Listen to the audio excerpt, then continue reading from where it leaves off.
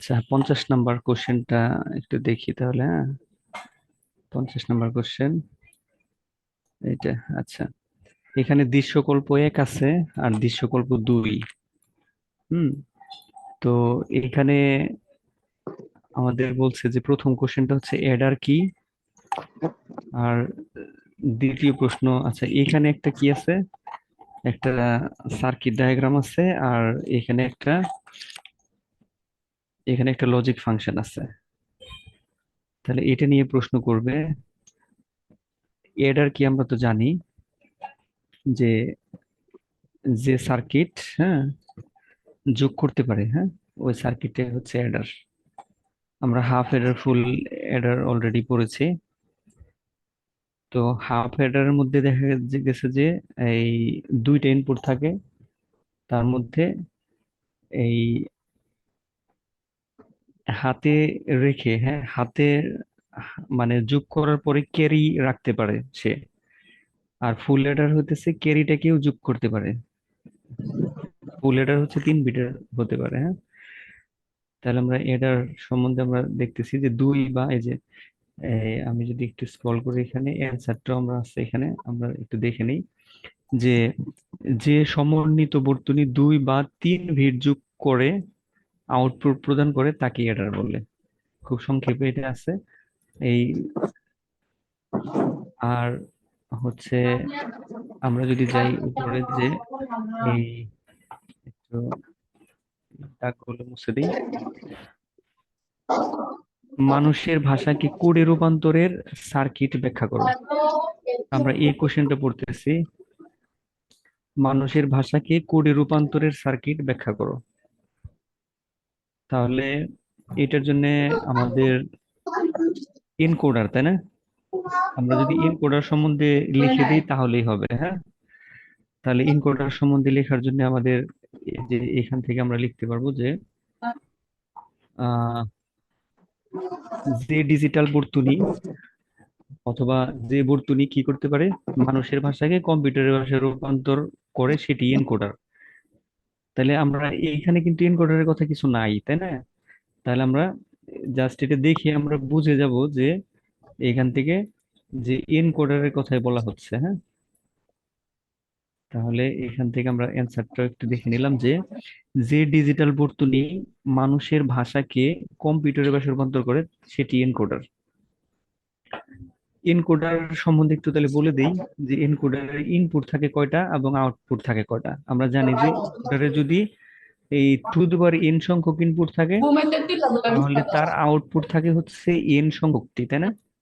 তাহলে এনটি আউটপুট থাকে। আমরা শিখছি যে যদি এরকম যদি 8টি থাকে, মানে 2 পাওয়ার 3, যদি 2 পাওয়ার 3 যদি আমাদের ইয়া থাকে, আহ তোমার 8টি যদি ইনপুট থাকে, তাহলে আউটপুট হবে হচ্ছে 3 সংখ্যক, তিনটা তিনটা।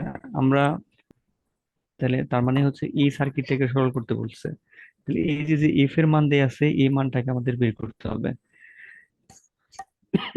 তাহলে এখান থেকে যদি আমরা বের করার ট্রাই করি, তাহলে আমরা একটু এ- এখান থেকে করার যদি ট্রাই করি, তাহলে দেখো কিভাবে করবো এটা। এটা ওর গেটে আছে, তাই না? তাহলে ওর গেট যদি থাকে, তাহলে আমাদের এরপরের লাস্টে যে এন গেটে আছে, তাহলে আমাদের এখান থেকে এক্স প্লাস ওয়াই, এখানে আসবে এক্স প্লাস ওয়াই, আর এখানে ওয়াই প্লাস জেড, তাই না? Y plus Z. আর এখান থেকে হবে হলো এক্স বার, যেহেতু এখানে নট গেট আছে একটা, তাহলে এক্সটা এখান থেকে নট গেটে আছে, এক্স নট। আর হচ্ছে আর হলো প্লাস জেড। পরে এগুলো সবগুলোকে আমরা গুণাকারে করে দিব, হ্যাঁ। এখানে যেহেতু এন গেটে আছে, তাহলে সবগুলোকে আমরা গুণ আকারে করে দিলে আমরা একটু দেখি এটা, যে এফ এর ভ্যালুটা আমরা দেখে নিই। তারপরে জাস্ট এটাকে সরলীকরণ করে কিভাবে এটা নিয়ে একটু আলোচনা করি, হুম? তাহলে যে এগুলো সবগুলো গুণ আকারে করলে আমার এফ এর মানটা পাবো। বলছে যে এটাকে সরলীকরণ করো। তাহলে সরলীকরণ আমাদের অনেক সময় সমস্যা হয়। তাহলে এটা এখন বুঝি। হুম। তাহলে এইভাবে হলো তাহলে এক্স দ্বারা এই দুটাকে প্রথমে গুণ করব, এই যে এই দুটাকে গুণ করবো প্রথমে এক্স দ্বারা, ওয়াই দ্বারা এই দুটাকে গুণ করব, আর ওয়াই প্লাস জেডটাকে আলাদাভাবে রেখে দিব। তারপরে আমরা কিছু ক্যালকুলেশন করার ট্রাই করি, হিসাব নিকাশ যদি আমরা করি, তাহলে এখান থেকে পাই হচ্ছে এক্স, এক্স বারের মান হচ্ছে জিরো। এক্স বারের মান জিরো কেন? আমরা জানি যে এক্স বারের মান হচ্ছে জিরো কেন, কারণ এক্স এর মান যদি জিরো হয় আর এক্স বারের মান তাহলে কত, ওয়ান, তাহলে দুইটা গুণ করলে আমাদের জিরো পেয়ে যায়। তাহলে এই পোর্শনটা আমার থাকলো না, এক্স এক্স বার থাকলো না, আর বাকি যা আছে আমরা দেখে দেখে লিখে দিলাম সব।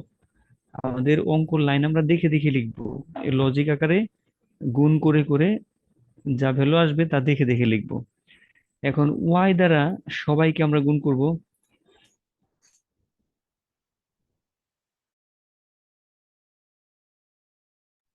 তারপরে জেড দ্বারা সবাইকে গুণ করব, গুণ করলে এই ভ্যালুটা আসবে। দ্যাট মিন্স দুটো তো গুণ আকারে আছে, তাই না? তাহলে ওয়াই দ্বারা এই সবাইকে গুণ করে এখানে লিখবো, জেড দ্বারা সবাইকে গুণ করে এখানে লিখবো। লেখার পরে যে ভ্যালুটা আসে সেটা নিয়ে একটু ইয়া করি। আমাদের এইখান থেকে দেখা গেছে যে এখান থেকে ওয়াই জেড সবার সাথে আছে, ওয়াই জেড আছে এখানে, এখানে ওয়াই জেড আছে, এর সাথে ওয়াই জেড আছে, ওয়াই জেডটাকে কমন নিলাম। ওয়াই জেডটাকে কমন নেওয়া মানে ওয়াই জেড দ্বারা ভাগ করা, তাহলে ওয়াই জেড দ্বারা ভাগ করে দিলাম। তাহলে এখানে ভাগ করলে এক্স হবে, এখানে ওয়াই জেড দ্বারা ভাগ করলে এখানে ওয়ান হবে, আর এখানে ওয়াই জেড দ্বারা ভাগ করলে এখানে এক্স বার হবে, আর এইখানেই করলে ওয়ান হবে।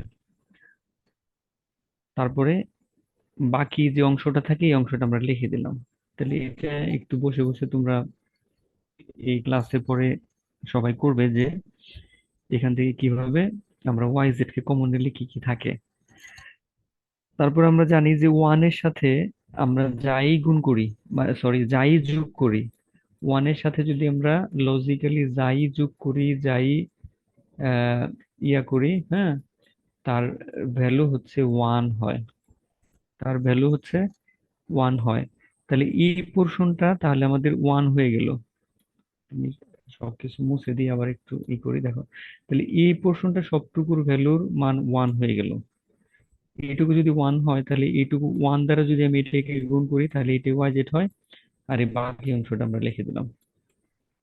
তাহলে এই বাকি অংশটা লিখে দেওয়ার পরে আমরা দেখবো যে এখান থেকে কোনো কিছু কমন যায় কিনা। দেখলাম যে এর কাছেও জেড আছে, এর কাছেও জেড আছে, তাহলে আমরা এখান থেকে জেড কমন নিলে Z into X plus Y plus X bar Y, এইটাই তাহলে আমাদের সরলীকরণ হয়ে গেল। আশা করি বুঝতে পারছি। তাহলে এখান থেকে আমরা একটা সার্কিট ছিল, সার্কিট থেকে লজিক ফাংশন ড্র করে আমরা সরলীকরণ করলাম। তাহলে এটি হচ্ছে সার্কিটের সরলীকরণ। এই লাস্ট লাইনে একটু চেক করতে হবে যে কোনো কিছু কমন যায় কিনা। যদি কোনো কিছু কমন যায় তাহলে এটা কমন নিয়ে আমরা এইভাবে লিখে জাস্ট বলে দিব যে সরলীকরণ করলাম।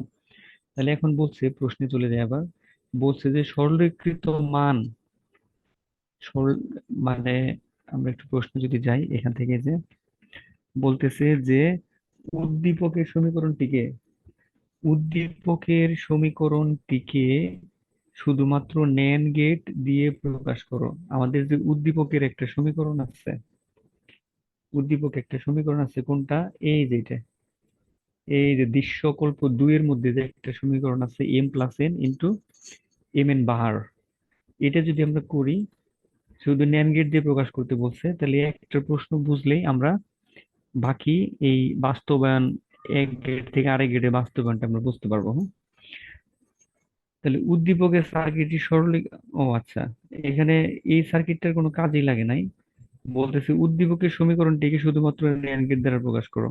তাহলে আমাদের এটাই দেন। আচ্ছা, এখানে কি আছে,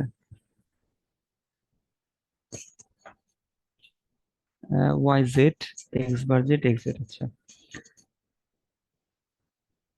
তাহলে এই যে যে সরলীকৃত ভ্যালুটা আছে, তাহলে আমাদের এখানে উদ্দীপকের না হয়ে বলা উচিত ছিল যে সরলীকৃত মানটা, এই ডিজিটাল সার্কিট থেকে যে সরলীকৃত মানটা পেয়েছি ওইটাকে শুধু NAND গেট দ্বারা প্রকাশ করো, এটা বললে কোশ্চেনটার এক্সাক্টই হতো। কিন্তু এখানে একটু আছে, তার যা বুঝে নিতে হবে যে এখানে দৃশ্যকল্প দুইয়ের তো কোনো প্রশ্ন করলো না, তাহলে এটা একটু মিসিং আছে। হ্যাঁ, আমরা আবার একটু যাই কোশ্চেনে। কোশ্চেনের মধ্যে যদি যাই একটু, তাহলে উদ্দীপকটা কি আছে? উদ্দীপকের মধ্যে আছে কি? উদ্দীপকের সমীকরণটিকে, আচ্ছা, উদ্দীপকে যে সমীকরণটা তৈরি হয়েছে এটা, উদ্দীপকে এই যে এটা থেকে যে সমীকরণটা তৈরি হলো, শুধুমাত্র ন্যান্ড গেট দিয়ে বাস্তবায়ন করো এটা বলছে, নাকি এটাকে ধরবো? হুম, এখান থেকে একটু কনফিউশন আছে। আচ্ছা, যাই হোক, আমরা এখানে টেস্টের একটা প্রশ্ন, এটা এটা তো বোর্ড প্রশ্ন না। তাহলে আমরা এটাকেও কিন্তু ন্যান্ড গেট দ্বারা প্রকাশ করতে পারি। আমরা তাহলে, যেহেতু উদ্দীপকের যে সমীকরণটা সরলীকরণ করলাম ওইটাকে ন্যান্ড গেট দ্বারা প্রকাশ করি, তাহলেই বুঝবো যে কোনো একটা ফাংশনকে সরলীকরণ করা আমাদের শেখা উচিত, শেখা দরকার, সেটাই আমরা করি। সো আমরা এটাই দেখি। তাহলে এই সমীকরণটিকে ন্যান্ড গেট দ্বারা প্রকাশ যদি করি, তাহলে আমাদের ন্যান্ড গেটের মধ্যে জানি আমরা যে নট আর হলে এন্ড থাকে। তার মানে এখানে কোনো গুণ চিহ্ন, যোগ চিহ্ন থাকা যাবে না, সব গুণ চিহ্ন টানতে হবে। তাহলে আমরা জানি যে ডাবল বার যদি কোনো এই এই কোনো ফাংশনের মধ্যে অ্যাপ্লাই করি, তাহলে তার ভ্যালু হচ্ছে এক্স। দ্যাট মিনস আমরা ডাবল বার অ্যাপ্লাই করতে পারি। তাহলে ডাবল বার যদি অ্যাপ্লাই করি, তাহলে এই এফ ফাংশনটার মধ্যে একটা ডাবল বার অ্যাপ্লাই করলাম। তাহলে এখানে আমরা একটু ভাষাটা একটু দেখি। ন্যান্ড গেট এর মাধ্যমে সার্কিটটিকে বাস্তবায়ন করা সম্ভব, যেহেতু ন্যান্ড গেট একটি সর্বজনীন গেট, তাই এর মাধ্যমে যে কোনো সার্কিট বাস্তবায়ন করা যায়।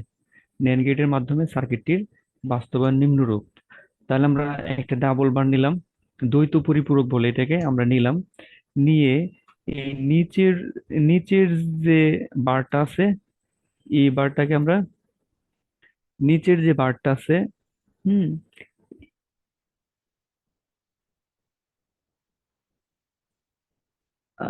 নিচের যে বারটা আছে সেই বারটাকে যার যার সাথে দিয়ে দিব, মানে ডি মর্গানের উপপাদ্যের মাধ্যমে যার যার সাথে দিয়ে দিলে এই, তাহলে আমরা ওয়াই জেড কে দিলাম প্রথমে।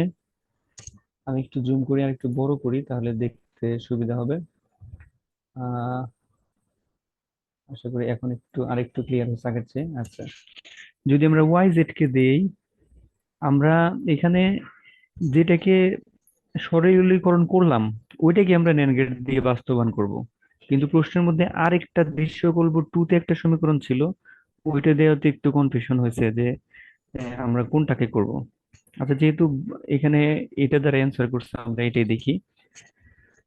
তাহলে ওয়াই জেড কে যদি একটা ওয়াই জেড এর উপরে বার দিয়ে দিলাম, একটা দিলাম, আর এই গুণ চিহ্নটা, যোগ চিহ্নটা গুণ চিহ্নতে কনভার্ট করে দিলাম, কারণ আমরা জানি যে এরকম, আমাদের যদি এরকম থাকে তাহলে আমরা যার যার সাথে দিয়ে দিই। হুম, আমরা এখান থেকে যার যার সাথে দিয়ে দিতে পারি। আমরা ডি মর্গানের উপর দিয়ে শিখেছি যে এই বার ইনটু ওয়াই বার, তাই না? এটা শিখছি না? যার যার সাথে দিয়ে দিব, যোগ চিহ্ন গুণ চিহ্নতে রূপান্তরিত করবো, এখানে আমরা তাই করতেছি। ওয়াই জেড এর উপরে একটা বার দিয়ে দিলাম, গুণ চিহ্ন দিলাম। এক্স বার ওয়াই এর উপরে একটা বার দিয়ে দিলাম, গুণ, তারপরে যোগের পরিবর্তে গুণ চিহ্ন দিয়ে দিলাম।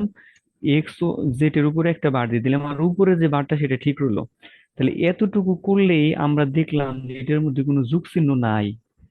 তার মানে আমরা ন্যান্ড গেট দিয়ে প্রকাশ করতে পারবো, কারণ নট গেট আর হচ্ছে এন্ড গেটের সমন্বয়িত ন্যান্ড গেট হয়। তার মানে যোগ চিহ্নটাকে মুক্ত করার জন্য আমরা দ্বৈত পরিপূরক অ্যাপ্লাই করলাম।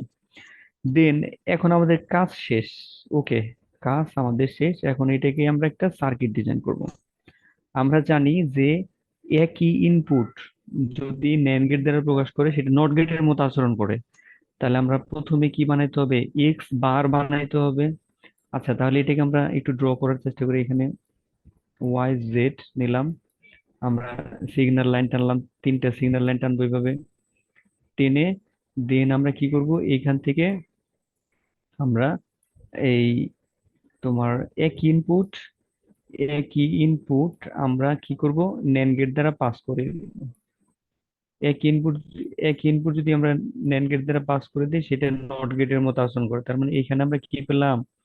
এক্স বার পেলাম, কারণ আমাদের এক্স বার লাগবে। আচ্ছা, তাহলে আমাদের এক্স বার রেডি। এখন আমরা এই ওয়াই জেড বার লাগবে। তাহলে ওয়াই থেকে একটা নিলাম, জেড থেকে একটা, এই যে এখানে দিই, জেড থেকে একটা নিলাম, এইখানে আমরা একটা NAND গেট অ্যাপ্লাই করে দিলাম। আশা করি বুঝতেছি। তাহলে এখানে যেটা তৈরি হবে সেটা হলো ওয়াই জেড। ওয়াই জেড তৈরি হবে, তাহলে আমার ওয়াই জেড বার তৈরি হলো, তাই না? এটা এখানে ন্যান্ড গেট দ্বারা পাস করলে। আর এক্স বার ওয়াই, আমার এক্স বার তো এটা, আর ওয়াই হচ্ছে আমার এখান থেকে নেই, আছে এখান থেকে নেই ওয়াই। তাহলে এটাকে আমরা একটা ন্যান্ড গেট দ্বারা ইয়া করলাম, এই ন্যান্ড গেট দ্বারা পাস করলাম এখানে। তাহলে এখানে আমরা পেয়ে গেলাম হলো x bar, x bar, x bar বার ওয়াই তার হোল বার। আচ্ছা, এখন দরকার এক্স জেড বার।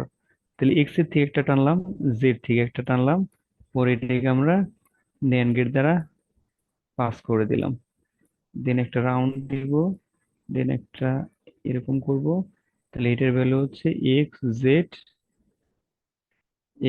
বার, এক্স জেড বার। পরে এই সবাইকে টেনে একটা আবার NAND গেট দ্বারা পাস করে দিব, রাইট? তাহলে আমরা যদি NAND গেট দ্বারা পাস করে দিই, এই রাউন্ড করলাম, তাহলে এটাই আমাদের, এইটাই হতে তাহলে এফ এর ভ্যালু। আশা করি বুঝতে পারছি। আমরা তাহলে কি করলাম, একটা ফাংশন ছিল, লজিক ফাংশন ছিল, একটা সার্কিট ডায়াগ্রাম ছিল। সেই সার্কিট ডায়াগ্রামকে প্রথমে আমরা লজিক ফাংশন বানালাম, সেই লজিক ফাংশনটাকে সরলীকরণ করলাম, সেই সরলীকৃত মানটাকে আমরা NAND গেট দ্বারা বাস্তবায়ন করলাম। তাহলে NAND গেট এন্ড আছে, তাহলে কোনো যুগ চিহ্ন রাখা যাবে না, এর জন্য দ্বৈত পরিপূরক অ্যাপ্লাই করে যুগ চিহ্নটা রিমুভ করে দিলাম, মানে ডি মর্গানের উপপাদ্যের মাধ্যমে। দেন আমরা এটাকে সার্কিট ডায়াগ্রাম করলাম। এতটুকু করতে পারলে আমাদের ফুল মার্কস পাবো আশা করি। হ্যাঁ, আশা করি বুঝতে পারছি। হ্যাঁ। সো